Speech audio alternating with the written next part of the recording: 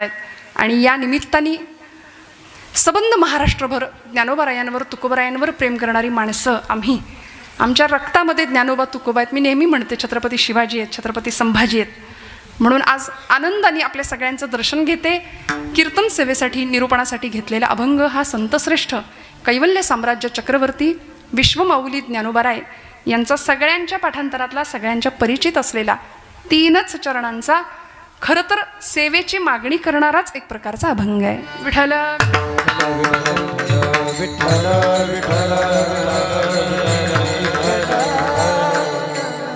सप्ताहाच्या 7 दिवसांमध्ये नामपर प्रकरणापासून सुरू झालेली सेवा संतपर, उपदेशपर, भक्तपर, तत्वज्ञानपर, वेदांत या सर्व विषयांना परामर्श करत करत सप्ताहाच्या शेवटी भगवंताकडे मागणी मागायची पद्धत. उद्या काल्याचं जागराची सेवा असली तरीसुद्धा आज माऊलींनी मागितलेलं आगळं वेगळं एक मागणं अभंगाच्या माध्यमातून या शब्दांची अर्थपूजा आपल्याला फक्त बांधायची आहे. त्या अभंगाला चिंतन स्पर्श करण्याचा मी प्रयत्न करणार आहे. सेवेला आणि निरूपणाला सुरुवात करण्याआधी ज्यांच्या माध्यमातून मी इथे आले, आपल्या सगळ्यांच्या दर्शनाचा योग माझ्या वाट्याला आला अशी या क्षेत्रातली नामवंत दिग्गज आणि सर्वतोपरी माझ्यापेक्षा मोठी असलेली मंडळी आपल्या सगळी आजूबाजूला आहेत. किती जणांच्या नावाचा उल्लेख करू असं झालं आहे, पण तरीसुद्धा ज्यांच्यामुळे आज मी आपल्या सगळ्यांच्या दर्शनाचा योग माझ्या वाट्याला आला आहे. वैष्णवीताई तर आहेत, त्यांच्यासाठी आपण कौतुक केलं. सोपं नाही आहे कीर्तन एक दिवस येऊन करून जाणं सोपं आहे. इथं महाराज कीर्तनकार मंडळीसुद्धा आहेत, पण सगळा आयोजन आणि नियोजनाचा घाट घालणं हे अत्यंत अवघड काम आहे. पण तरीसुद्धा ताईंचं मनापासून अभिनंदन आणि कौतुक. ज्यांच्या माध्यमातून मी आज इथं आले असे आमचे नांदुर्डीकर गुरुजी, मनापासून ज्यांच्या मुखामध्ये वेद आहे आणि सगळ्यांच्या आदराचं प्रेरणेचं असं ते स्थान, मनापासून गुरुजींना वंदन करते. त्यांच्या माध्यमातून आज या सप्ताह मंडळामध्ये किंवा आज या सगळ्या कार्यक्रमाचा आनंद तुमच्या सोबतीने मलाही घेता आला. मनापासून त्यांनाही नमस्कार करते. ज्यांच्या माध्यमातून किंवा ज्यांच्याबरोबर आज आम्ही स्नेहभोजन किंवा अतिशय सुंदर अशा प्रसादाचा आस्वाद आम्हाला ज्यांनी दिला असे आमचे हरिभक्तीप्राण बापू मंडळ आणि सबंध मंडळ कुटुंबीय, भाऊ असतील, बापू असतील, सगळेच आमचे नाना भांडुरे असतील, मनापासून सगळ्यांच्या चरणारविंदी कृतज्ञतापूर्वक वंदन करते. गोड संवादिनीची साथ, जातिवंत कलाकार कसा ओळखावा, काय असं आयुष्य घालवलं. मी बाकी काहीच बोलायची गरज नाही, पण काशीकर गुरुजी काळी 1 की पांढरी 2 अशा ह्याच्यात चाललेलं, पण पांढरी 2 तर पांढरी 2 चालेल म्हणाले. 12 पट्ट्यात वाजवण्याची जी ताकद आहे ती कुठेही कचरत नाही, काही नाही. अतिशय सुंदर. आणि नाही तर आम्हाला स्केल चेंजर लागते, मग आम्ही ती पळवाट शोधतो. पण इतकं गोड वादन आहे. मनापासून गुरुजींना नमस्कार करते, वंदन करते. आणि या बाजूला बघितलं तर असं वाटलं माझं अख्खं कीर्तन आज ही व्यक्ती खाऊन टाकणार आहे. त्यामुळे मालेगावमध्ये मला वाटते एकदा सेवेचा योग आला होता आणि अतिशय नादब्रह्माची. बरं, त्यांना तुम्ही किती दाद द्या, त्यांचं तिकडे लक्षच नाही, ते त्यांच्या आनंदात आहेत. त्यामुळे तुम्ही त्यांना किती वाहवा करा किंवा तुम्ही किती टाळ्या वाजवा, त्यामुळे काही लोक त्यासाठी असतात, मला हे सांगायचं आहे. त्यामुळे देवाला आवडेल अशी सेवा आपली घडावी. आणि मृदंग या शब्दाचा अर्थच आहे मृत आहे ज्याचे अंग, असा तो मृदंग. का सांगितलं? निर्जीव चामडा आहे. निर्जीव असून सुद्धा जो भजनात दंग आहे असा तो मृदंग आहे. पुढचं बोलायला लागेल, म्हणजे मी एवढंच बोलते, पुढचं समजून घ्यायचं आपण. निर्जीव चांबड्यातनं ध्वनी काढायचा आणि तो आपल्या हृदयाला हिलावून टाकायचा, यासाठी भगवत कृपा लागते. गोड नादब्रह्माची सेवा, गोड स्वरब्रह्म. आणि मी नेहमी म्हणते तसंच नादब्रह्म, स्वरब्रह्म आणि शब्दब्रह्म एकत्र आलं की मग कीर्तनात परब्रह्म आल्याशिवाय राहत. कथा तुकोबरायांचं मागणं आहे. माझी वाणी तुझे वर्णी गुणनाम, ऐसे देई प्रेम काही कळा. भगवंत गुणाधीश आहे, कलेचा भोगता येतो. त्याचं नामसंकीर्तन, त्याचं लीला संकीर्तन आणि त्याचं गुणसंकीर्तन, या कीर्तन एका भक्तीमध्ये येतंय. कीर्तन, परवा एक वाक्य ऐकलं, कीर्ती आणि तन याच्या पलीकडे घेऊन जातं ते कीर्तन. म्हणून अशा पवित्र, अशा नवविधातल्या श्रेष्ठ भक्तीची उपासना आपण सगळी मंडळी करता आहात. माझ्या परमभाग्यानी स्वतःच्या कीर्तनाची सेवा असताना सुद्धा तिकडे न जाता आज आपल्या बहिणीसाठी इथं थांबलेत हरिभक्तीप्राण दिगंबर महाराज. मी मनापासून त्यांना सुद्धा वेगळा नमस्कार का करते, कारण एक कीर्तनकार दुसऱ्या कीर्तनाच्या श्रवणासाठी सहसा नाही लाभत, पण तरीसुद्धा आज मोठ्या अंतःकरणाची माणसं आहेत सगळी आजूबाजूला. मनापासून सगळ्यांच्या चरणारविंदी कृतज्ञतापूर्वक वंदन. महाराजांची मुलगी आहे, काय नाव आहे? ज्ञानेश्वरी. तिचंही गाणं आपण थोडंसं ऐकूया. अतिशय सुंदर मंडळी, महाराष्ट्रातली ताकदीची गाणारी मंडळी आहेत. मधुकंस आणि मुलतानी असं काही होतं का? मधुवंती. बरं, असं ते 3 रागांचं काहीतरी मिक्स झालं, पण खूप गोड सेवा, खूप गोड चाल गायली. अतिशय सुंदर महाराज मंडळी, गोड सगळ्यांच्या साथीसह उत्तम अशी ध्वनी व्यवस्था. मला काहीच नाही सांगावं लागलं दादांना, त्यांच्यासाठी एकदा जोरदार टाळ्या. विणेकरी आमचे चोपदार, सगळ्यांच्या चरणारविंदी कृतज्ञतापूर्वक वंदन करून सेवेला प्रारंभ करूया. विठ्ठल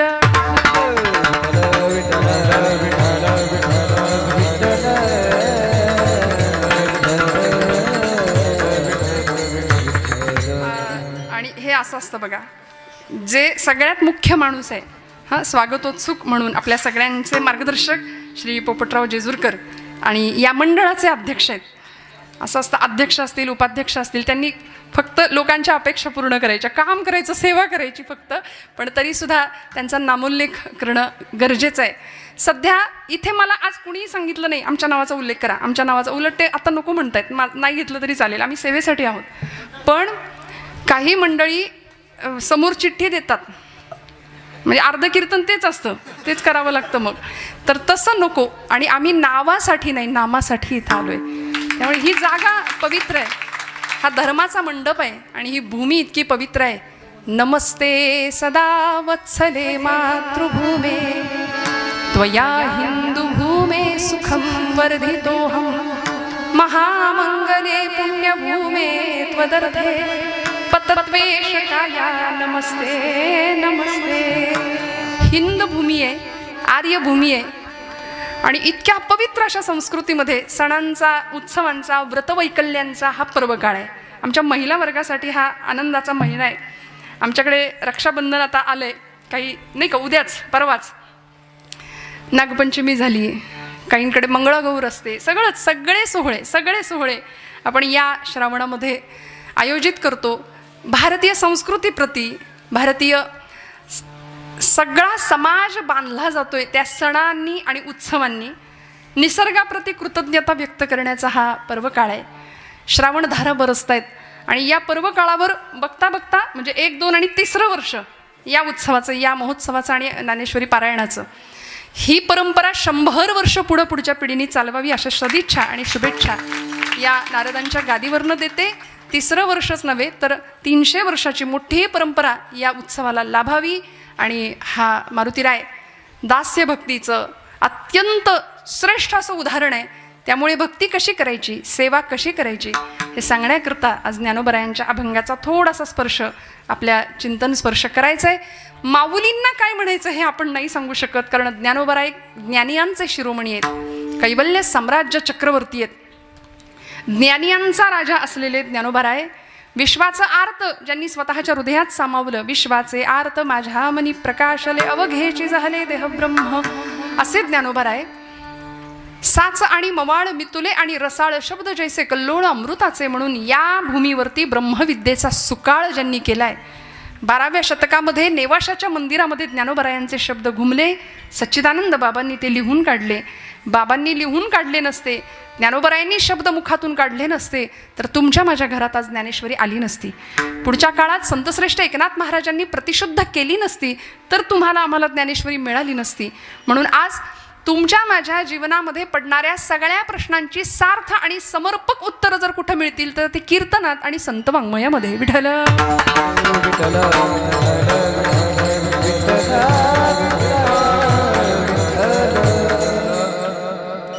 माऊलींचा 750वा हा जन्म सोहळा आहे. आपण 750 वर्षानंतर सुद्धा ज्ञानोबरायांची ओवी प्राणपणाने जपतो. एक तरी ओवी अनुभवावी असं म्हणून नामदेव महाराज आम्हाला सांगतायत की त्या आईप्रती, त्या माऊलीप्रती अशी संवेदना बाळगा की मी तिचं लेकरू आहे. म्हणून असं म्हणतं, जगात ज्याला आई नाही ना त्यांनी माऊलींकडे जायचं, आणि ज्याला बाप नाही, ज्याला पिता नाही, त्यांनी तुकोबरायांच्या चरणावर जायचं. ज्ञानोबा तुकोबा आमचे आईबाप आहेत, विश्वाची माय झाली ना ज्ञानोबराय. आणि आज त्यांच्या सबंध वाङ्मयामध्ये मग ज्ञानेश्वरी असेल, जिला आपण भावार्थ दीपिका असं म्हणतो. का हो भावार्थ दीपिका? माऊलींनी भाव जाणलाय, भाव. बरं, गीतेवर फक्त ज्ञानोबांनीच टीका नाही केली, गीतेवर टीका करणारे असंख्य मंडळी आहेत. गीतेवर पंत साहित्यामध्ये वामन पंडित नावाचे एक कवी होऊन गेले. त्यांनी टीका केली आणि गीतेवरच्या टीका भाष्याला नाव दिलं होतं यथार्थ दीपिका. म्हणाले त्या यथार्थ दीपिकेचा आता मुखपृष्ठ सुद्धा कुठं बघायला मिळत नाही, इतकी ती दुर्मिळ आहे. गीतेवरती अजून टीका कोणी केली? विनोबा भावे. त्यांच्या आई म्हणायच्या, विनू मला ती अवघड असलेली भगवद्गीता कळत नाही रे, मला जरा समजून सांग. आणि मग आईसाठी सेवाभावानी विनोबा भावेंनी गीतेवरची टीका लिहिली आणि तिला गीताई नाव दिलं. गीताई माय माझी, मी तिचा बाळ नेणता, असं म्हणून गीताई माऊली म्हणाले आणि गीताई नावाने टीका केली. अजून सांगते, या स्वातंत्र्याच्या महोत्सवामध्ये, यज्ञामध्ये, भारतीय स्वातंत्र्यासाठी ज्यांनी खूप मोठं बलिदान दिलं, सरकारचं डोकं ठिकाणावर आहे का असा जळजळीत लेख ज्यांनी लिहिला आणि स्वराज्य हा माझा जन्मसिद्ध हक्क आहे असं म्हणणारे लोकमान्य टिळक. टिळकांनी मंडालेच्या तुरुंगामध्ये गीता रहस्य लिहिलं. पण एवढं सगळं जरी आमच्या आजूबाजूला असलं तरी आज महाराष्ट्र संस्कृतीच्या गाभाऱ्यामध्ये माऊलींची ज्ञानेश्वरीच बसवली. याला कारण माऊलींची भगवद्गीता भावार्थ दीपिका म्हणून ज्ञानेश्वरीच्या रूपाने प्रगट झाली आहे. विठ्ठल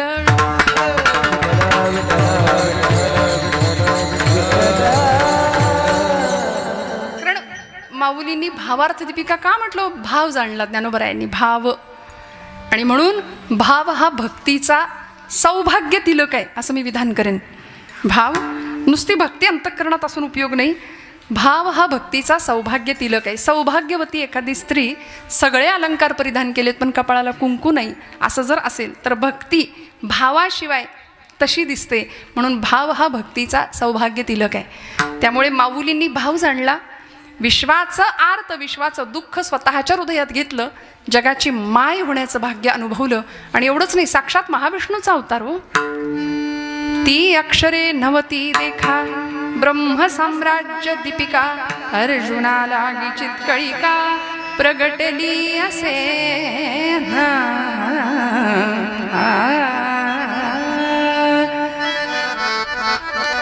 ती अक्षरे अक्षर आहेत कुठं? ती ब्रह्म साम्राज्य दीपिका, एकेका अक्षरात आहे माझा रमाकांत असं जर महाराज म्हणतात तर ते प्रत्येक अक्षर अक्षर ब्रह्माशी अनुसंधान साधणार आहे. परतत्वाचा स्पर्श प्रत्येक अक्षराला आहे. म्हणून ज्ञानेश्वरांची ज्ञानेश्वरी उघडताना सुद्धा आईच्या मांडीवर आपण बसलो, इतक्या प्रेमाने उघडावी, इतक्या प्रेमाने एक एक पान उलगडावं. आपण नुसतीच पारायण करतो. मी कुणाची निंदा नाही करत आहे बरं का, पण का जुनी मंडळी म्हणायची पारायण का करायचं?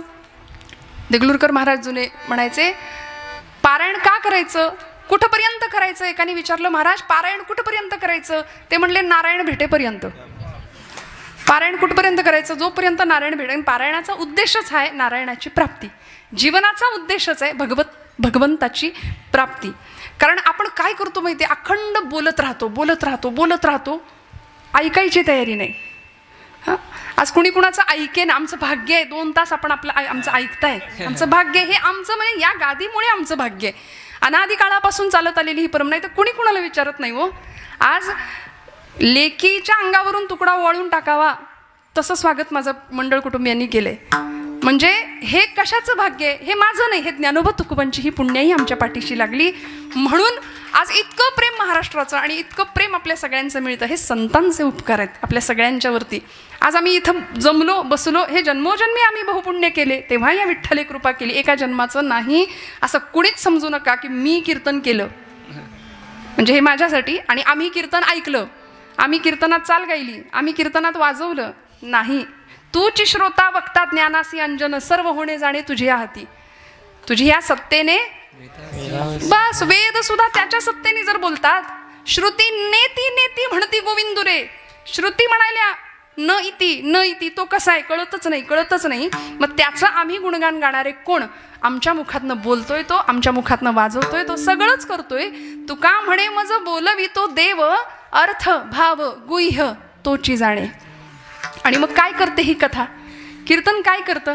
कथा सुख करी, कथा मुक्त करी, कथा सुख करी, कथा मुक्त करी, कथा सुख करी, कथा मुक्त करी, कथा सुख करी, कथा मुक्त करी. कथा सुख करी, कथा मुक्त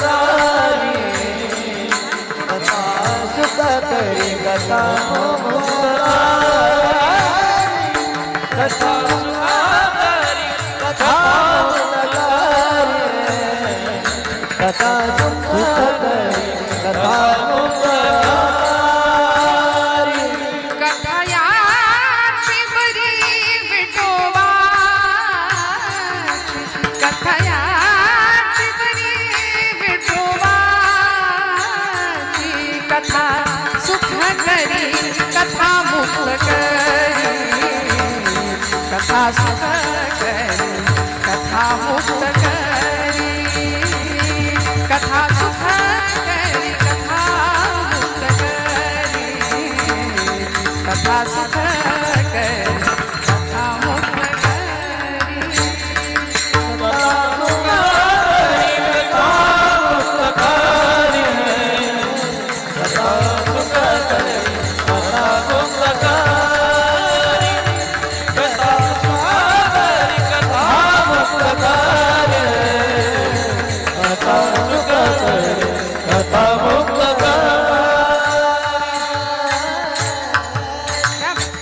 काय मिळतं कीर्तन भक्तीतनं सुखाचा अनुभव मिळतो. जगातली सगळी सुख इथं या मंडपात असतात बरं का.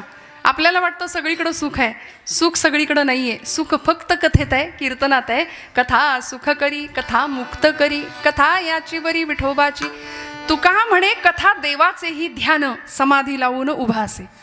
देव कीर्तनात येतो, नाचतो, डोलतो. देव कीर्तनात समाधी लावून उभा राहतो, हे संतांचं म्हणणं आहे. मग आम्ही कोण कीर्तन करणार आहे? म्हणून मी श्रोत्यांना सुद्धा नेहमी सांगते, जेव्हा कीर्तनात आपण बसताना तेव्हा अत्यंत श्रद्धेने बसा. व्यवहारातला सगळा मोठेपणा गुंडाळायचा इथं आल्यानंतर आणि अत्यंत श्रद्धेने कीर्तनाला येऊन बसावं. त्यामुळं श्रद्धावान लभते ज्ञानम तत्पर संयतेंद्रिय. श्रद्धावान माणसाला ज्ञानप्राप्ती आणि ज्ञानवान माणसाला मोक्षप्राप्ती. विठ्ठल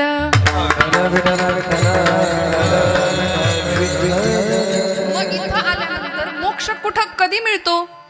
येथ मनाचा मारू न करिता इंद्रिया दुःख न देता येथे मोक्ष असे आयता श्रवणाची माझी. कुठंही जंगलात जायला संतांनी सांगितलं नाही, देहदंडन करायला सांगितलं नाही, काहीच नाही. नका करू म्हणाले. हे ज्ञानोबाराय स्वतः सांगतात.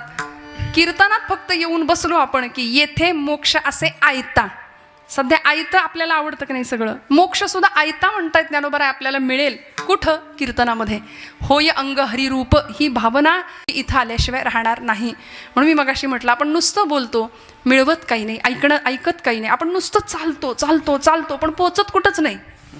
सगळे धावतायत बघा. आता जो तो धावतोय उठल्यापासून रात्री झोपेपर्यंत अखंड धावपळ चालू आहे. प्रत्येकाची अखंड धावपळ चालू आहे. मला काकांचं नाव काय सांगितलं मगाशी? संभेर. हां हां, रामहरी काका. त्यांचंही खूप मोठं योगदान आहे खरं. आता सहज ते दिसले म्हणून आठवलं. कसं असतं एक एक एक एक ते मध्येच काहीतरी आठवतं आम्हाला. ठरवून काही नसतं ना हो. त्यामुळे आमची काही अशी स्क्रिप्ट आम्ही नाही तयार करत. त्यामुळे काकांनी सुद्धा आज खरं तर त्र्यंबकच्या दर्शनाला भोलेनाथांच्या आज खूप मोठी तयारी माझ्यासाठी त्यांनी केली होती. पण माझ्या भाग्यात खरं तर योग नव्हता. मी त्यांनाही नमस्कार करते. मी सांगत होते आपण चालतो, नुसतं चालतो चालतो चालतो पण पोहोचत कुठंच नाही. मग काय करायचं? पायानी चालतो, ती नुसता प्रवास होतो. तो पायानी चालल्यानंतर नुसता प्रवास होतो. पण ज्यावेळी आम्ही हृदयाने चालतो ना तेव्हा ती तीर्थयात्रा होते, तेव्हा ती यात्रा होते. आम्ही बघतो, सगळं बघतो पण डोळ्यांनी बघतो ते फक्त दृश्य असतं आणि हृदयाने बघतो ते दर्शन असतं. मग देव कुठे बघायचा? देव हृदयाच्या डोळ्यांनी बघावा लागेल. डोळियांचा डोळा लेवविला जेणे लावी आले लेणे स्वानंदाचे. डोळियांचा डोळा दावी आला जेणे. कृपा किती मोठी असते, भगवत कृपा, सद्गुरु कृपा किती मोठी असते. या चर्मचक्षूंना न दिसणारं ते अंतचक्षूंना दिसतं आणि मग जीवन परिपूर्ण झाल्याचा भाव एखाद्या साधकाला, भक्ताला मिळतो, अनुभूती प्राप्त होते, जी तुकोबरायांना मिळाली, जी ज्ञानोबरायांना मिळाली. समाधी हा शब्द बोलायला जितका सोपा आहे ना तितकाच तो कठीण आहे. समाधी आपण पटकन म्हणून जातो, पण सोप्या भाषेत सांगायचं तर मनाची टिकणारी अखंड प्रसन्नावस्था म्हणजे समाधी आहे, असं आमच्यापुरतं बोलूया. पण ज्ञानोबराय समाधी अवस्थेमध्ये जातात, निर्गुण परमात्म्याचा तत्वबोध घेतात किंवा निर्गुण परमात्म्याशी एकरूप होतात. आणि आम्ही आजपर्यंत संजीवन समाधीच्या गप्पाच मारत बसलो नुसत्या. आम्ही त्या अनुभवापर्यंत जाऊ शकत नाही, कारण संजीवन समाधी घेणारे फक्त ज्ञानोबर आहे, फक्त ज्ञानोबर आहे. मग ती समाधी उखडून बघण्याचा सुद्धा अनेकांनी प्रयत्न केला. ज्यांचा भाव कमी पडला त्यांनी ज्ञानोबराय 1 की 2 अशाही चर्चा केल्या. म्हणाले 16 वर्षात एवढं होऊच शकत नाही. मग ज्ञानेश्वरी लिहिणारे ज्ञानोबराय वेगळे, अमृतानुभव लिहिणारे ज्ञानोबराय वेगळे, रेड्यामुखी वेद बोलवणारे ज्ञानोबराय वेगळे आणि ज्ञानेश्वरी लिहिणारे ज्ञानोबराय वेगळे. हे ज्यांच्या बुद्धिमत्तेची मला असं वाटतं मीठ मोहऱ्यांनी दृष्ट काढावी, त्यांचा विचार असा असतो. पण आमचा भाव समृद्ध असेल ना तर आम्हाला कळतं साक्षात ज्ञानोबराय महाविष्णूचा अवतार आहे, कैवल्याचा पुतळा. कैवल्याचा पुतळा प्रगटला भूतळा, कैवल्याचा पुतळा प्रगटला भूतळा, कैवल्याचा पुतळा प्रगटला भूतळा, कैवल्याचा पुतळा प्रगटला भूतळा. चैतन्याचा जिव्हाळा ज्ञानोबा माझा, चैतन्याचा जिव्हाळा ज्ञानोबा माझा, साधकांचा मायबाबा दर्शन करेचा, साधकांचा मायबाबा दर्शन करेचा, साधकाचा मायबाबा दर्शन करेचा, साधकाचा मायबाबा दर्शन करेचा.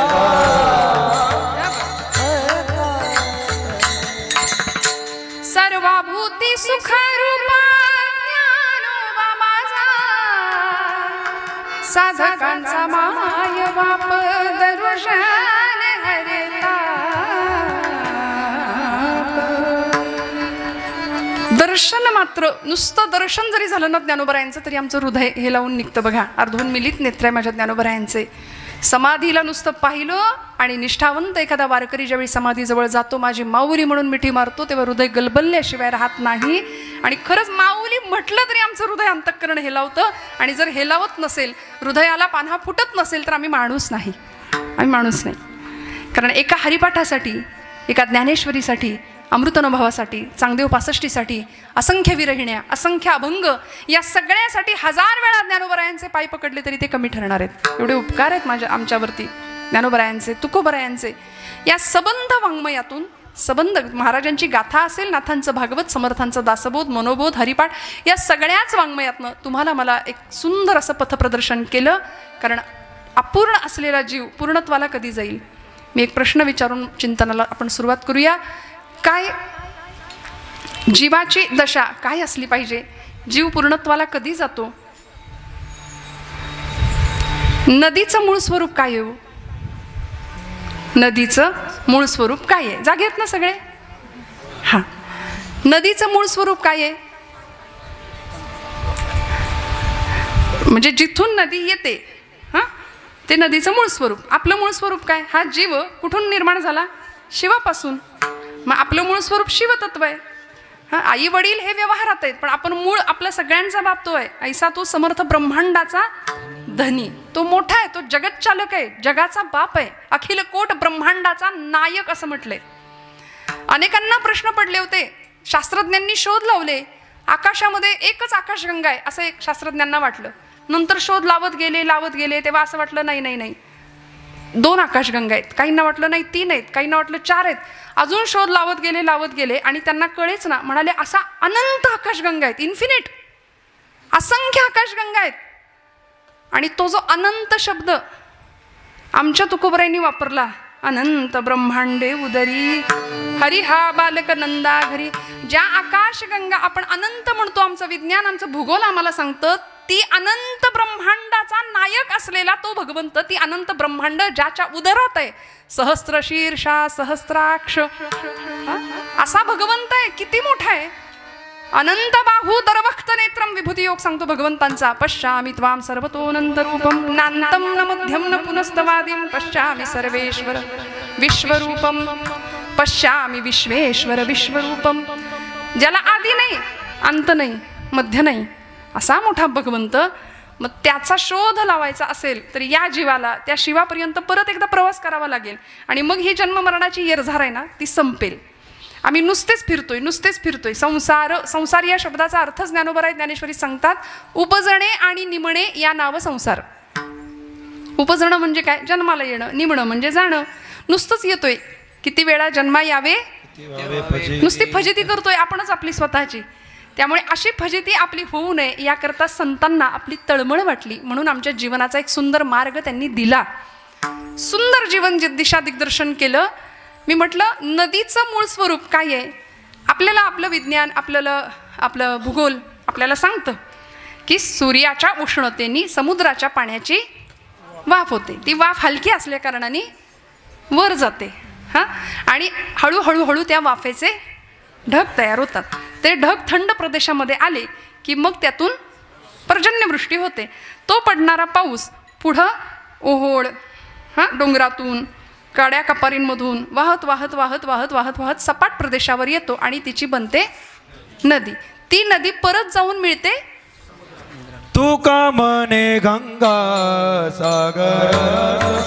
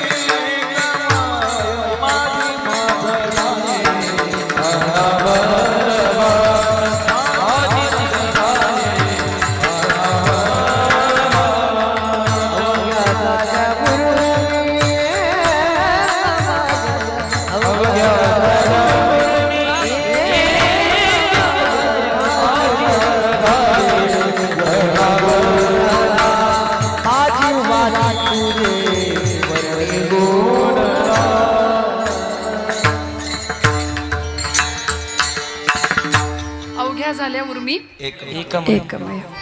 कुठे जाते नदी? समुद्राला जाऊन पोहोचते आणि एकरूपत्व पावते. नदीचं मूळ स्वरूप म्हणजे समुद्र.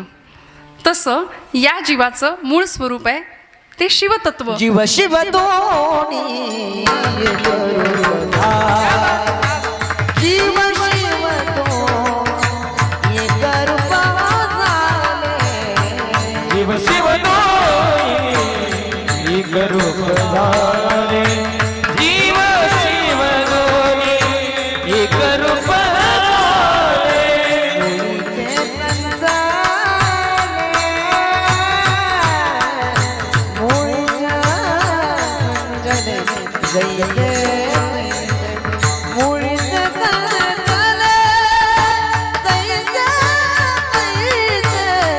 हरिमुखी गाता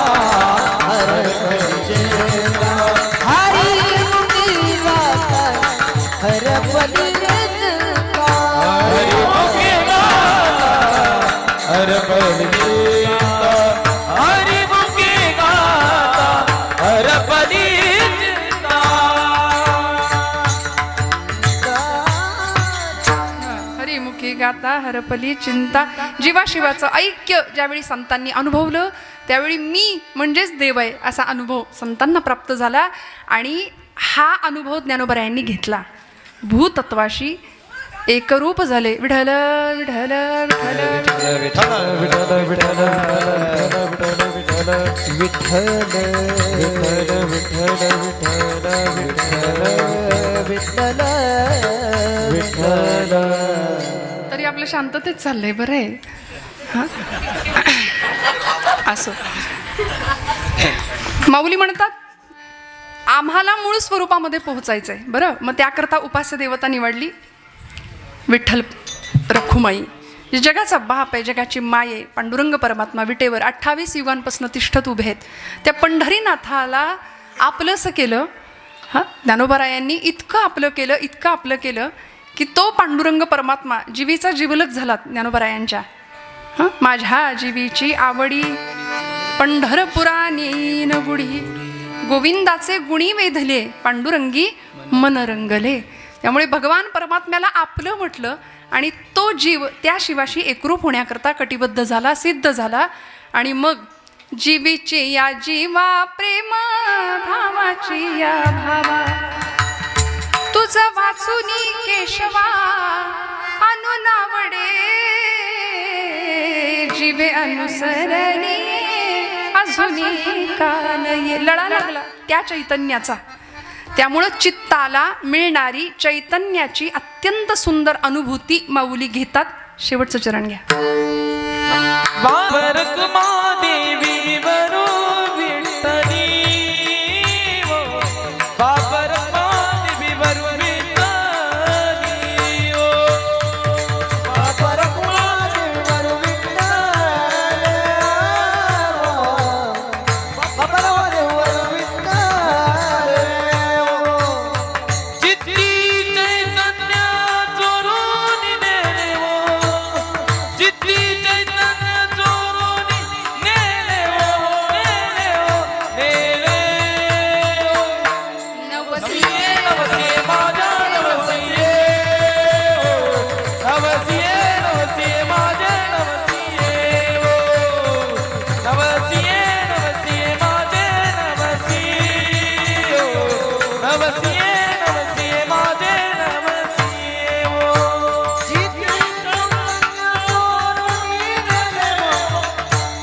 चित्ती चैतन्य चोरून नेलेमो नवसिये नवसिये माझे नवसिये नवसिये नवसिये माझे नवसिये ओ नवसिये नवसिये माझे नवसिये ओ नवसिये नवसिये माझे नवसिये ओ विठ्ठल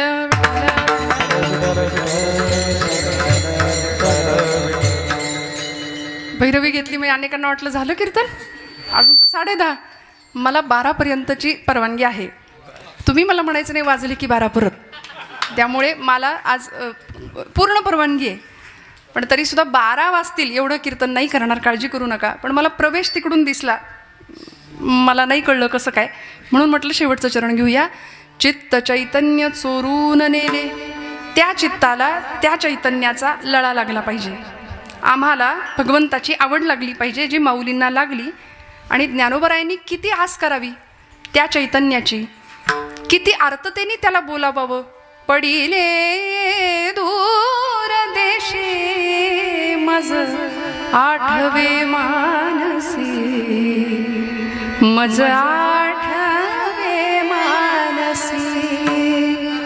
नको नको हा वियोग. इतकी आर्तता, इतका विरह भगवंताविषयी आपल्याला वाटतो का? प्रश्नचिन्ह. नाही. आपण आपल्या घरच्यांची वाट बघतो, आपण आपल्या परमप्रिय माणसाची वाट पाहतो, पण देवाची वाट नाही पाहत. माऊलींनी विरहिण्या लिहिल्या. आर्त भगवंताचा विरह सहन नाही झाला, त्या चैतन्याची अनुभूती घेण्याकरता हा जीव तळमळला. आणि मग नको नको हा वियोग, कष्ट होता ते जीवासी.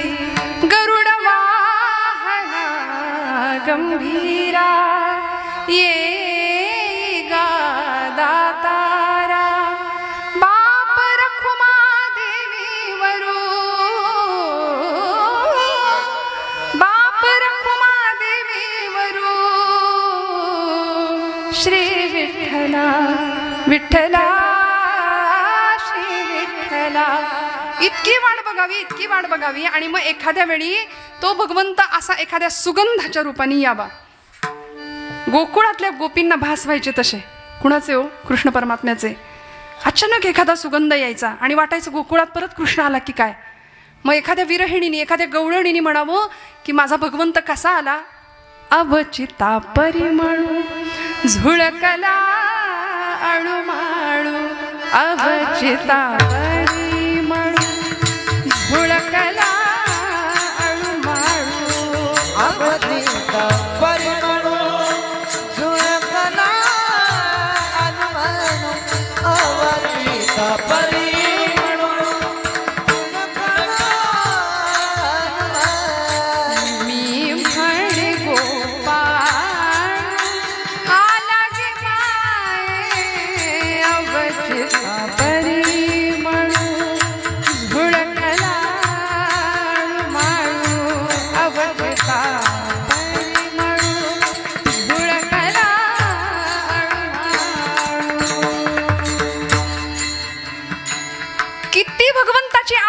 कधी आपल्याला तशी आस नसते. आता हे फक्त बोलायला सोपं आहे, पण रामकृष्ण परमहंसांना एकाने विचारलं की देव कधी भेटेल, देवाची वाट कशी बघायला पाहिजे, किंवा देवासाठी किती तळमळ असली पाहिजे आणि देव कशाने प्राप्त होईल. रामकृष्ण परमहंस त्यांच्या शिष्याला घेऊन गेले गंगेच्या काठी पाण्यामध्ये, आणि जवळजवळ गळ्यापर्यंत पाणी यावं इतक्या खोलपर्यंत नेलं. त्याचं डोकं असं घेतलं आणि पाण्यात बुडवलं. शेवटी नाकातोंडात पाणी जाऊन तो त्यांचा शिष्य गुदमरायला लागला, जीव तडफडायला लागला. त्यावेळी म्हणला, ठाकूर मला मारता की काय, मरेन मी. त्यांनी हात सैल केला आणि म्हणाले, श्वासासाठी जितका तडफडलास तितका देवासाठी ज्या दिवशी तडफडशील त्या दिवशी देव भेटेल. विठ्ठल विठ्ठल विठ्ठल विठ्ठल विठ्ठल. म्हणून शिवाला भेटण्याची जीवाची किती ओढ असली पाहिजे आम्हाला ज्ञानोबराय शिकवतात. आणि म्हणून संजीवन तत्वाचा स्पर्श माऊली घेतात. नामा म्हणे माझा बाप समाधीस्थ, नामा म्हणे माझा बाप, नामा म्हणे आता लोपला दिनकर, बाप ज्ञानेश्वर समाधीस्थ. माऊलींची समाधी ही भल्या भल्यांनी, नामदेव महाराजांनी तर अख्ख्या समाधीचं वर्णन केलंय. सकल संतांनी आज आम्हाला ज्ञानोबरायांचं चरित्र म्हटलं तरी काय ज्ञानोबरायांनी मिळवलं. 16 वर्षाच्या लेकराला जगाने काय दिलं, पण अमृताची संजीवनी उतू घालवली या भूमीमध्ये, या महाराष्ट्र भूमीमध्ये. महाराष्ट्र सारस्वताला इतकं सुंदर मराठी भाषेचं अलौकिक देणं देऊ केलं ज्ञानोबरायांनी. माझा मराठाची बोलू कौतुके परी अमृता तेही पैजा जिंके, ऐसी अक्षरे रसिके मेळवीन.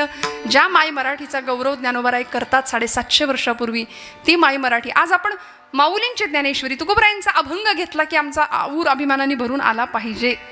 येत नाही ही वेगळी गोष्ट आहे. आमच्या इथल्या नवीन पिढीने संतांचे ग्रंथ हातात घेतले पाहिजेत. मी नेहमी एक विधान करते, जीवन जगण्याची कला शिकण्याकरता कुठेही जायची गरज नाही. सगळ्यात मोठे काउन्सिलर जर कोणी असतील, समुपदेशनाचं काम जर कोणी केलं असेल तर ते आमच्या संतांनी केलंय. सगळ्या प्रश्नांची उत्तरं आमच्या ग्रंथांमध्ये आहेत. किती आर्ततेने त्या भगवंताला बोलवावं, आणि हळूच ती एखादी गोपी विरहिणी भगवंतांना पाहण्याकरता जाते. चाचरती चाचरती बाहेरी निघाले, आणि अचानक तो दिसला की ठकची मिठेले, काय करू अवचिता परिमळू झुळकलाळू माळू. इतका भगवंताचा लळा लागावा आणि मग या चित्ताला त्या चैतन्याचा अनुभव मिळावा. आता आम्ही सगळी सामान्य माणसं आहे. एवढ्या मोठ्या अवघड शब्दामध्ये आम्हाला कसा परमार्थ कळायचा, आम्हाला परमार्थाचा अर्थ कळायला वेळ लागतो, आम्हाला अर्थाचा परमार्थ लगेच कळतो. थोडंसं उलट तेच शब्द आहेत, काय बोलले वेगळं. त्यामुळे आमचा अर्थार्जनासाठी जगणं जास्त चालू आहे, अर्थपूर्ण जगण्याकडे कल कमी आहे. आम्हाला संतांनी अर्थपूर्ण जगायला शिकवले. जीवनाचा अर्थ मिळाला पाहिजे, जीवनाची कला आम्हाला सापडली पाहिजे. काही चेहऱ्यांकडे बघितलं तर आपण कपड्याला इस्त्री करतो इथपर्यंत ठीक आहे, माणसं चेहऱ्याला पण इस्त्री करतात. कुणाच्या घेण्यात नाही, कुणाच्या देण्यात नाही, बघायचं नाही, इकडे तिकडे बोलायचं नाही, काहीच कुणाशी घेणं देणं नाही, अशी माणसं असतात. चेहरा बघावा तर चेहऱ्यावर कायम बारा वाजलेले. मी इथलं सांगत नाही, इथं सगळ्यांचे छान प्रसन्न चेहरे आहेत. आमचं ठरलंय, म्हणजे आम्ही पुणेकर माणसं आहे, त्यामुळे इकडचं तिकडे सांगू फार तर, पण इथलं इथं नाही सांगायचं. पुण्यातल्या काही गोष्टी इकडे सांगायच्या. माऊलींनी अहो आमच्या पुण्याचा गौरव केलाय, पुण्याची गणना कोण करी. वाटलं काय तुम्हाला? तुम्ही जागेत ना? काय म्हणले ज्ञानोबराय? पुण्याची गणना कोण करी. तसं काही डोक्यात ठेवू नका. माऊलींनी तुमच्या माझ्या पुण्याची गणना कोण करेल जेव्हा आमच्या मुखात हरिनाम असेल असं वर्णन केले हरिपाठामध्ये. त्यामुळे या सबंध वाङ्मयातून माऊलींनी आम्हाला आजचा जो अभंग आपण निरूपणाकरता घेतलाय ना, अभंग 3च चरणांचा जरी असला ना तरी सुद्धा अभंगाचा आवाका अर्थकक्षा खूप मोठी आहे, खूप ज्ञानोबरायांसारखीच विशाल आहे. विश्व माऊली आहे ना, ज्ञानोबरायांसारखीच विशाल आहे. पण अभंग सोडवता येत नाही. तुम्ही म्हणाल मग काय करताय तुम्ही आत्ता? अभंग सुटूच शकत नाही. मी नेहमी एक विधान करते की अभंग सुटला तेव्हाच म्हणता येतं जेव्हा कीर्तन करता करता देह पडला. अभंग सुटत नाही. माऊलींना काय म्हणायचंय, तुकोबरायांना काय म्हणायचं, आम्ही काय सांगणार अल्पवाणीनी, काय सांगणार शब्दांची बाष्कळ बडबड. पण फक्त आपण त्या चिंतन स्पर्श किंवा त्या अभंगाच्या अर्थाची आपण पूजा बांधायची. म्हणून कीर्तन एकट्याचं नसतं, कीर्तन सगळ्यांनी मिळून करायचं असतं. कीर्तन सगळ्यांचं असतं बरं का. म्हणून कीर्तनामध्ये फक्तच एका कुणाला वर्गाला स्थान नाही. यारे यारे लहान थोर या ती भलती नारी नर सकळांचे आहे यथा अधिकार. सगळ्यांनी मिळून कीर्तन करायचं. आणि या महाराष्ट्र भूमीचं संचित असं आहे, महाराष्ट्र संत मांदियाळीमधल्या प्रमुख स्त्री संत मालिकेमध्ये ज्यांचं नाव आहे अशा आमच्या जनाबाई आईसाहेब. कीर्तनातला अधिकार एवढा मोठा होता. आज या काळामध्ये महिलांनी कीर्तन करायचं की नाही यावर चर्चा चालल्यात, पण त्या काळामध्ये आमच्या जनाबाई पंढरपूरच्या वाळवंटामध्ये ज्या दिवशी नामदेव महाराजांचं कीर्तन रंगतं त्यावेळी चाल कुणी म्हणायची हा अधिकार वाणीने नामदेव ज्ञानदेवांना सांगतात. जनी म्हणे बोला ज्ञानदेवा अभंग, असा अधिकार आहे जनाबाईंचा, असा अधिकार आहे आमच्या संत मांदियाळीचा. त्यामुळे अशा चित्ताला चैतन्याचा अमृततत्वाचा जर स्पर्श आमच्या चित्ताला लाभायचा असेल तर भगवंताकडं आम्हाला काय मागावं लागेल, कारण ही अनुभूती देणारा भगवंतच आहे. मग त्याच्याकडे आम्हाला काय मागावं लागेल, किंवा एक सबंध अर्थाने मनाची भावना काय असली पाहिजे. अभंगाचं प्रथम चरण. तुझी सेवा करीन मनोभावे, तुझी सेवा करीन मनोभावे, तुझी सेवा करीन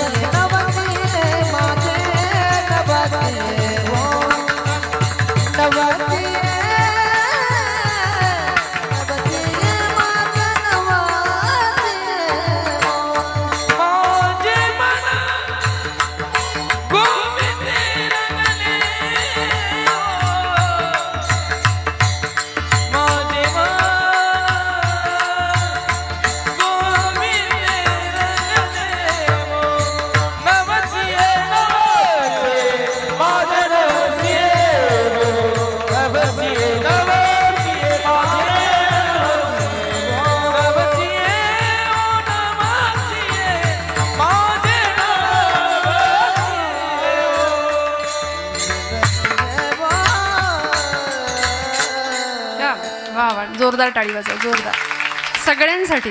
गोड गोड. तुझी सेवा करीन मनोभावे, माझे मन गोविंदी रंगले. आता सुरुवात झाली बरं का आपली. तुझी सेवा करीन मनोभावे, माझे मन गोविंदी रंगले. नवसिये माझे नवसिये वो, पंढरीचे दैवते विठ्ठले वो. गोड एक याचना केली भगवंताकडे. भगवंताकडे योजक म्हणून नाही जायचं, याचक म्हणून जायचं बरं का. दोन शब्दामध्ये फरक आहे. दुर्योधन आणि अर्जुन या दोघांमध्ये फरक हा होता. देवाकडे दोघंही गेले होते, युद्धासाठी, मदत मागण्याकरता. पण दुर्योधन योजक म्हणून गेला होता आणि अर्जुन याचना घेऊन गेला होता. देवाकडे याचना करावी. ज्यावेळी दुर्योधनाला भगवंतांनी सांगितलं की मी बाबा दोघांना मदत करणार आहे, पण माझ्या मदतीचे 2 वाटे करणार आहे. एका बाजूला माझं सगळं शस्त्र सैन्य आणि माझी सेना असेल, नारायणी सेना, आणि दुसऱ्या बाजूला मी एकटा उभा असेन. मी हातात शस्त्र धरणार नाही, युद्ध करणार नाही. बोला कुणाला काय पाहिजे? दोघं तयार होते. हा दुर्योधन पक्का होता. तो म्हणाला, देवा तुला घेऊन काय करू? तू हातात शस्त्र धरणार नाही, युद्ध करणार नाही, तिथं काही पंगत वाढायची आहे? तू नकोच मला. हे अभक्ताचं लक्षण आहे. देवाकडून आपण मागतो पण देव मागत नाही. आणि संतांनी देवाकडून नाही मागितलं, देव मागितला. दुर्योधन म्हणाला, नको तू मला, तुझी सेना दे सगळी. तो सेना घेऊन निघून गेला. आणि अर्जुनाला कुत्सितपणे भगवंत व्यंगात्मक विचारतायत, अर्जुना अरे मी हा असा हातात शस्त्र नाही धरणार, युद्ध नाही करणार, ती सेना सगळा दुर्योधन घेऊन गेला, तू काय करणार मला घेऊन? पण अर्जुनाला माहिती होतं आणि भगवंत चिडवत होते अर्जुनाला, अर्जुना हार निश्चित है तेरी, हरदम रहेगा तू उदास. हार निश्चित है तेरी, हरदम रहेगा तू उदास.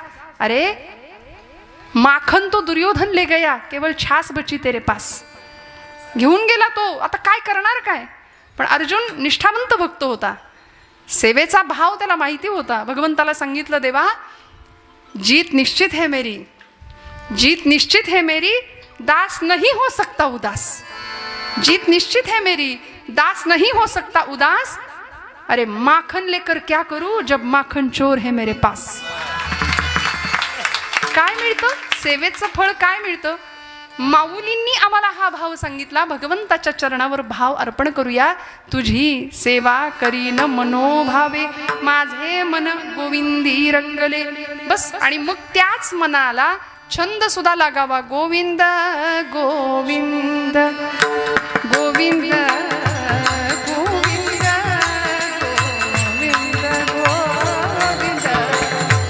गोविंद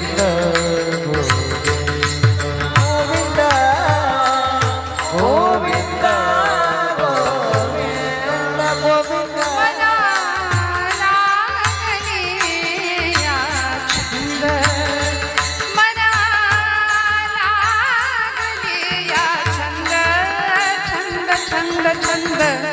मग गोविंद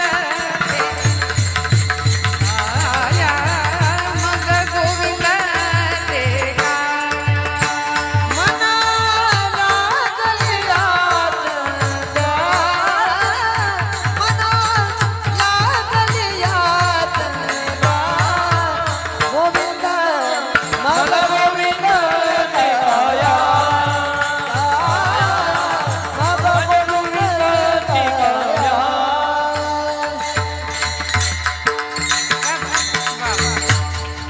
मनाला छंद लागावा भगवंताचा. माझ्या मनाला गो छंद. खरंच 12 वाजतील नाही तर मग छंद, माझ्या मनाला गो छंद. नित्य गोविंद गोविंद, नित्य गोविंद गोविंद, माझ्या मनाला गो छंद. गोड भगवंताच्या नामाचा, त्याच्या रूपाचा छंद आम्हाला लागावा आणि भगवंताच्या नामाशी, त्याच्या रूपाशी, त्याच्या चरणांशी आमचं मन एकरूप व्हावं. माझे मन गोविंदी रंगले, रंगून जावं भगवंताच्या रंगामध्ये. माऊली म्हणतात, भगवंताची सेवा माझ्याकडून घडली पाहिजे. याचक भावनेने पांडुरंग परमात्म्याकडे एक प्रकारची मागणीच करतात की मला तुझी सेवा घडू दे, माझ्याकडून तुझी नितांत अखंड सेवा घडू दे. तुझी सेवा करीन मनोभावे शब्द वापरला. मनोभाव, मनावर सगळ्या संतांनी खूप भाष्य केले. मनो हि द्विविधम प्रोक्तम, शुद्धम च शुद्धमेव च, अशुद्धम काम संकल्पम, शुद्धम काम विवर्जितम. मन एव मनुष्याणाम कारणम बंधमोक्षयोः. हे मन बंधाला कारण ठरतं. हे मन अत्यंत चंचल आहे, दुष्ट आहे, हट्टी आहे. असं भगवद्गीतेत अर्जुन सुद्धा तक्रारी करतो भगवंताजवळ, देवा काय करू, हे मन ऐकतच नाही. चंचलम ही मन कृष्ण प्रमाति बलवद दृढम, तस्याहम निग्रहम मन्ये वायोरिव सुदुष्करम. अत्यंत चंचल आहे मन.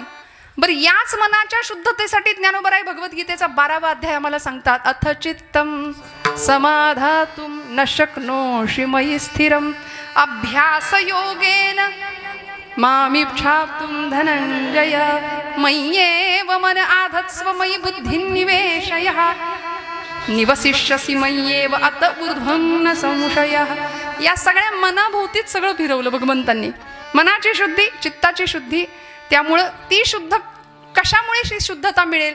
ते मन अत्यंत पवित्रतेने भगवंताच्या चरणाशी जाईल. त्यामुळे माऊलींनी शब्द वापरला, मला सेवा करायची, पण नुसती वरवर नाही सेवा. आमची सेवा वरवरची असते. तुका म्हणे नको वर पंग देवा, तुका म्हणे नको वर पंग देवा, तुका म्हणे नको वर पंग देवा, तुका म्हणे नको वर पंग देवा, तुका म्हणे नको वर पंग देवा, तुका म्हणे नको वर पंग देवा, तुका म्हणे नको वर पंग देवा, तुका म्हणे नको वर पंग देवा. घेई माझी सेवा भाव शुद्ध, घेई माझी सेवा भाव शुद्ध, तुका म्हणे नको वर पंग देवा, तुका म्हणे नको वर पंग देवा, तुका म्हणे नको वर पंग देवा, तुका म्हणे नको वर पंग देवा. घेई माझी सेवा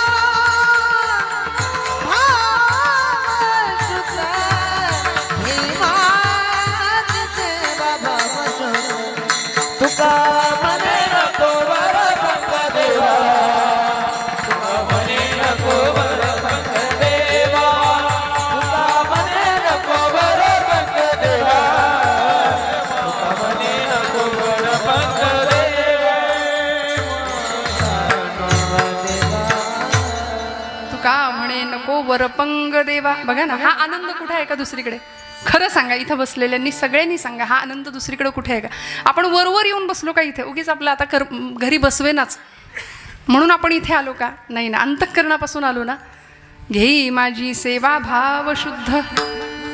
वरवरची भक्ती भगवंतालाही आवडत नाही. देवाला काय लागतो? पत्रम पुष्पम फलम तोयम यो मे भक्त्या प्रयच्छति तदहम भक्तिवरुतम अश्नामी प्रयतात्मनः. पत्र पुष्प फल तोय काहीही द्या, पण मनापासून द्या, भावपूर्ण अंतःकरणाने द्या. मी आवडीने सेवन करतो, मला दुसरं काही लागत नाही, काही लागत नाही. त्यामुळे भगवंताची सेवा कशी घडावी? तुझी सेवा करीन मनोभावे, माझे मन गोविंदी रंगले. भावाचे 5 प्रकार शास्त्रकार आम्हाला सांगतात. एक भाव फक्त सांगून मी पुढे जाणार आहे. अनेक प्रकारचे भाव आहे. शांत भाव आहे, दास्य भाव आहे, सख्य भाव आहे, वात्सल्य भाव आहे आणि माधुर्य भाव आहे. विठ्ठल विठ्ठल.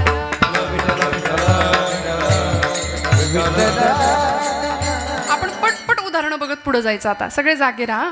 शांत भावाचं उदाहरण, गुरु शिष्यामध्ये शांत भाव असतो. शिष्याचा गुरुप्रती असलेला भाव शांत भाव असला पाहिजे. खूप मला कळतं असं म्हणून गुरुसमोर कधीच नाही बसावं. जो जो जयाचा घेतला गुण तो तो म्या गुरु केला जाणं, म्हणून गुरुसी आले थोर पण जग अवघेचे जग सर्वत्र गुरु दिसे. आपण अशा दशेमध्ये असावं. शांत भावाचं हे उदाहरण. सख्य भावाचं उदाहरण काय? आपल्या सगळ्यांना माहिती आहे. भगवंताचा सखा कोण होता हो? अर्जुन होता. रुजू स्वभावाचा होता, मवाळ स्वभावाचा होता. आणि अर्जुनाचं प्रतिनिधित्व करून तुमच्या माझ्या संभ्रांत असलेल्या सगळ्या समाजाला भगवंतांनी भगवद्गीतेचं ज्ञानामृत पाजलं कुरुक्षेत्रावर. असा अर्जुन हा सख्य भक्तीचा अत्यंत सुंदर उत्तम असं उदाहरण आहे. सख्य भावाचं उदाहरण आहे. शांत भाव, सख्य भाव, दास्य भाव. आपण ज्यांच्या समोर बसले होत आत्ता, जगात असं उदाहरण आहे दास्य भक्तीचं.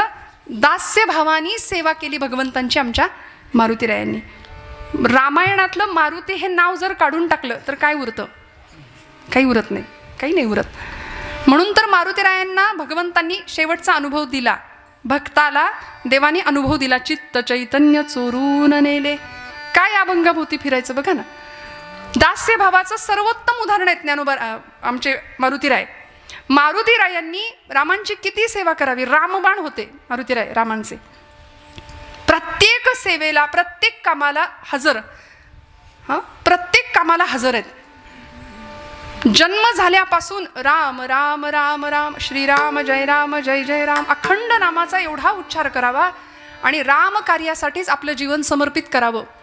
दास या शब्दामध्ये काय काय येतं? मने सहित वाचा काया. तुकोबराय म्हणतात अवघे दिले पंढरीराया. देवाला मन द्यायचं, वाणी द्यायची, वाचा द्यायची, काया म्हणजे देह देऊन टाकायचा आणि सगळं देवाच्या कार्यासाठी समर्पित करायचं. म्हणून तर त्याचा प्रसाद म्हणून मारुतीरायांना मिळाला. हा प्रसंग मी बऱ्याचदा सांगितलेला, अनेकांनी ऐकलाही असेल. काय मिळालं? त्याचं फळ म्हणून काय मिळालं? त्या सेवेचं फळ काय मिळालं? ज्यावेळी रामराज्याभिषेकाच्या प्रसंगी मारुतीराय, आता मारुतीरायांचं अधिष्ठान आहे म्हणून सांगते, सगळी वानर सेना म्हणजे लंका दहन झालं, मारुतीरायांनी सगळे पराक्रम केले. एवढंच नाही, रावणाचं आणि रामाचं युद्ध झालं, रावण वध झाला आणि सगळे आता अयोध्येच्या दिशेने माघारी आले, निघून आले. सगळी वानर सेना आली, नळ नीळ जांबुवंत सुग्रीवांगद सगळे आले, प्रभू आले, सीतामाई आल्या. आणि आता अभिषेक, रामराज्याभिषेक सोहळा, त्या सोहळ्यामध्ये सगळ्यांना प्रसाद मिळणार होता. सगळेजण आनंदात होते, सगळ्यांना प्रसाद मिळणार होता. लक्ष्मण महाराजांकडे यादी होती, सगळ्यांना खात्री होती यादीमध्ये पहिलं नाव कोणाचं असलं पाहिजे? मारुतीरायांचं नाव पहिलं असलं पाहिजे. जशी आपल्याला खात्री तशी तिथल्या सगळ्यांना खात्री होती दरबारातल्या की मारुतीरायांचं नाव पहिलं असलं पाहिजे. पण लक्ष्मण महाराजांनी यादीत नाव पहिलं वाचलं, राजे सुग्रीव. सुग्रीव महाराज आले, प्रसाद घेतला, नमस्कार केला, निघून गेले. युवराज अंगद आले, प्रसाद घेतला, निघून गेले. नळ नीळ जांबुवंत सगळी वानर सेना यायला लागली, पण मारुतीरायांचं नावच यादीत दिसेना कुठे. सगळ्यांना चिंता लागली, मारुतीरायांना स्वतःला चिंता लागली. ते असे वर मान करून बघायला लागले, मी इथं आहे, दिसलो नाही का तुम्हाला अजून? फोटोत कशी मान आपण वर करतो, मी दिसलो पाहिजे. तसं भक्ताचा भोळा भाव काय होता मारुतीरायांचा, मी रामाला दिसलो पाहिजे माझ्या. म्हणून देवा मला विसरलात का तुम्ही? अंतःकरणाची भाषा आहे. वाईट वाटलं, पण रामांसमोर असे समोर आले आपण दिसावं म्हणून, आणि म्हणले, रामा प्रभू मला दुसरं काही नको, मला प्रसाद नको, पण तुमच्या पायाखालची एखादी चुरगळलेल्या फुलाची पाकळी जरी मला दिली ना तरी ती मला चालेल, पण मला प्रसाद द्या प्रभू. मारुतीरायांचं नाव नाही यादीत, मारुतीरायांच्या नावाचा उच्चार होईना. शेवटी मान खाली घातली आणि मारुतीरायांकडे बघून रामांनी सुद्धा मान खाली घातली. तेव्हा आईसाहेब बोलल्या आणि म्हणाल्या, अहो तो कधीचा तळमळतोय, हां त्याला द्या प्रसाद. प्रभू जगत चालक, अखिलकोट ब्रह्मांडाचा नायक, मर्यादा पुरुषोत्तम सिंहासनावर बसून प्रभू रामचंद्र आपल्या जानकीला, आईसाहेबांना सांगतायत, सीते माझ्या भक्ताच्या नादी लागू नको, त्याला देण्याकरता माझ्या या हृदयाव्यतिरिक्त दुसरं काही नाहीये, काही नाहीये. मी काय देणार त्याला? मी काय देणार? वाह फकीरी क्या है अमीरी दासी तेरे चरणों की, मी काय देऊ त्याला? आणि मारुतीराय म्हणाले, जशी रामांनी मान खाली घातली, टाळ्या एकदा वाजवा यांच्यासाठी. क्या बात, वा वा.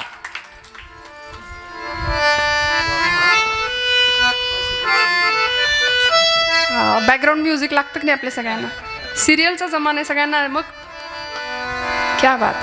आणि जसं मारुतीरायांना कळलं की प्रभू पाहतायत माझ्याकडे पण मान खाली घातली, तसं मारुतीराय म्हणले, देवा आता माझ्या या देहाकडे तुम्हाला बघावंसं पण वाटत नाही, जातो म्हणाले माघारी. म्हणून मान वळवली आणि निघाले माघारी. आणि निघाले तेवढ्यात मारुती इकडे या असा आवाज दिला आईसाहेबांनी. सीतामाईंना नाही राहवलं, अक्षरशः लहान लेकरू जसं उड्या मारत जातं ना आईकडं तसे गेले, धावत गेले आणि म्हणले, माझा बाप विसरला पण आई नाही विसरली. म्हणून एरवी रामांच्या बाजूला बसणारे मारुतीराय आता पार्टी पक्षच बदलला, आईकडे बसले. आता तरी वेळ लागतो का पक्ष बदलायला, नाही का? पण मारुतीरायांचा भाव वेगळा होता. आईजवळ बसले आणि सीतामाईंनी मारुतीरायांच्या डोक्यावरून असा हात फिरवला. म्हणले, मारुती किती कष्टलास, किती श्रमलास, किती झिजलास रे. तू जर नसतास तर कसं झालं असतं हे सगळं? तू नसतास तर अहिरावण महिरावणाच्या तावडीतनं आम्हाला कुणी सोडवलं असतं? तू नसतास तर समुद्र उल्लंघण्याचं पराक्रमी कार्य कुणी केलं असतं? तू नसतास तर लंकेचं दहन कुणी केलं असतं? तू नसतास तर माझा शोध कुणी घेतला असता? तू नसतास तर प्रभूंची मुद्रिका मला कुणी आणून दिली असती? तू नसतास तर रामायण झालंच नसतं. तू नसतास तर लक्ष्मण मूर्छित झाले होते. द्रोणागिरी पर्वत कुणी आणला? अख्खं मेडिकल स्टोअरच आणलं होतं उचलून. घ्या म्हणले तुम्हीच यातलं शोधून. काय झालं असतं तू नसतास? म्हणून असं डोक्यावरनं हात फिरवला आणि हा घे प्रसाद म्हणून गळ्यातला रत्नांचा कंठा जो प्रभूंनी दिला होता भेट म्हणून तो काढला. एक एक रत्न पृथ्वी मोलाचं होतं. ते दिलं आणि मारुतीरायांकडे दिलं. इतका आनंद झाला मारुतीरायांना. बाप विसरला, माझी आई नाही विसरली, मला प्रसाद मिळाला.